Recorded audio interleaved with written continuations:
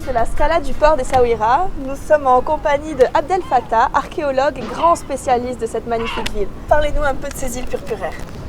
En fait, ce sont des îles qui ont eu plusieurs dénominations, donc à partir déjà des temps anciens, immémoriaux, donc on les appelait les îles Kerné. Après, c'est autour du 2e siècle avant que le nom a changé. Ça a devenu bien évidemment Tamosiga et c'est un toponyme qui a été rapporté par Claude Ptolémée. Après, donc, ces îles ont reçu un autre toponyme, un autre nom, c'est les îles purpuraires. Et c'est essentiellement sous le règne du roi mauritanien Juba II. Longtemps après, ces îles, on les appelait donc Mogador. Alors que entre, on va dire, la fin de l'Antiquité et l'époque médiévale ou le Haut Moyen-Âge, il y a un autre toponyme qui est apparu, c'est la baie de Damgoudoul.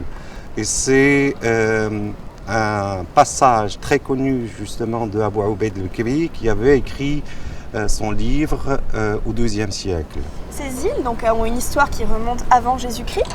Donc dites-nous un petit peu quand c'est que ça a commencé, les premières traces qui ont été retrouvées, quand les îles ont été habitées pour la première fois. Alors, les îles ont été côtoyées déjà à l'époque phénicienne. C'est l'équivalent du 8e, 7e siècle avant. C'est certainement des occupations très éphémères, saisonnières, parce que les Phéniciens n'étaient pas de véritables colonisateurs. Ils venaient justement essentiellement pour commercer avec, bien évidemment, les autochtones. Donc ils venaient s'arrêter ici, dans la baie, et se servaient de ces îles, donc ils venaient jamais à terre, ils restaient vraiment sur les îles. On ne le sait pas, mais les traces dont on dispose, c'est essentiellement au niveau de l'île. C'est un site où une station qui est au sud, à l'extrême sud du monde connu à l'époque, ne serait-ce qu'à l'époque phénicienne, mais c'est une île qui était ouverte sur le monde extérieur grâce justement à ces... un point de passage, voilà. Les gens arrivaient, commerçaient, repartaient. Voilà. Juba II avait bien évidemment installé des usines de pourpre pour la fabrication de pourpre essentiellement. Et à partir de quoi ils fabriquaient cette couleur du pourpre? murex. Ça vient du murex. Qui est un coquillage. D'où le nom, voilà, c'est un coquillage qui se trouvait dans ces contrées.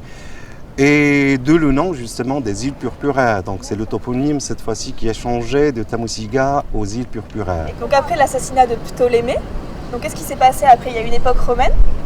Tout à fait. Et quand on parle d'époque romaine, c'est l'équivalent de la période comprise entre 40 après, c'est-à-dire la date de l'annexion de ce qu'on appelle la Mauritanie, la division de la Mauritanie en deux parties. Donc la partie à l'ouest, ça s'appelle bien évidemment la Mauritanie Tingitan, donc en rapport avec la capitale Tingi. Qui va jusqu'où? Qui va pratiquement jusqu'au nord, c'est-à-dire la région de Tanger, le Rif, etc.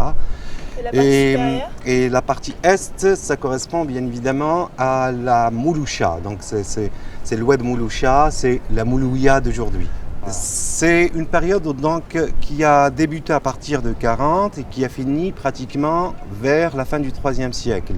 C'est une longue période et bien évidemment à l'époque romaine, on occupait encore ces îles. Au moment où, vers la fin du IIIe siècle, les Romains se sont repliés dans la partie nord du Maroc, c'est-à-dire au nord de l'oued Locos, ils ont continué à occuper cette partie justement du Maroc.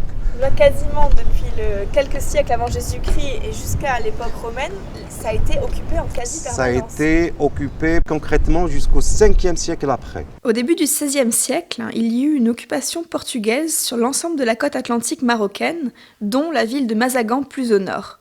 Les Portugais voulaient une place forte, le choix s'est donc placé sur Essaouira. L'occupation terrestre s'est placée à côté du port actuel de la ville d'Essaouira, le mouillage se faisait dans la baie.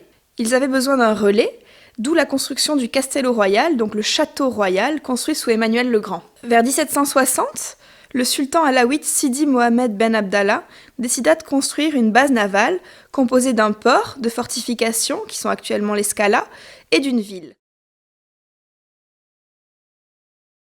C'est Théodore Cornu, architecte français, qui dessina les plans de la ville de Mogador. En fait, il y a c'est une coexistence sur le plan, on va dire, architectural. Ça se voit, donc le nombre de synagogues justement à l'intérieur du périmètre urbain, c'est-à-dire que sur une trentaine d'hectares, il y a pas mal de synagogues, pas mal de mosquées et des églises aussi. Le tout était en parfaite harmonie, ce qui fait donc l'originalité de cette médina de la côte atlantique.